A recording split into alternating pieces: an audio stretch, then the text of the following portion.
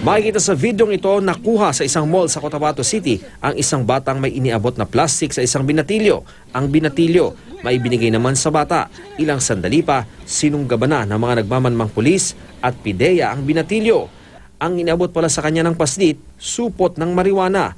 Pera naman ang ibinigay sa 3 taong gulang na bata. Arestado ang mga magulang ng bata dahil sa pagkasangkapan sa anak sa pagbebenta ng marijuana. Almost mga 2 weeks na namin sila ginamonitor. Posible yun na mas mag-aggravate pa yung kaso nila kasi nga gumagamit sila ng bata. Dinala naman sa DSWD ang 15 anyos na high school na buyer. Sa Quezon City, 8 taong gulang na bata naman ang ginawa umanong drug courier ng kanyang tiyuhin. Nakaangkas sa motorsiklo ang bata at nagulat ang mga operatiba nang siyang nag-abot ng isang sachet ng droga sa posher buyer ng QCPD Station 8. Hinuli ang paslit at kanyang tiyuhin na nakuha na ng karagdagang 5 sachet ng hinihinalang droga. Git ng tiyuhin, ang alam nila'y alahas ang laman ng maliliit na envelope. Kalokohan po yun, sir. Ang nangyari po talaga sa Senate po kami, sir.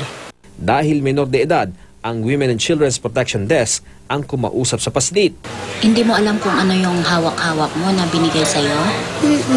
Walang alam yung bata. Walang may sasagot yung bata eh.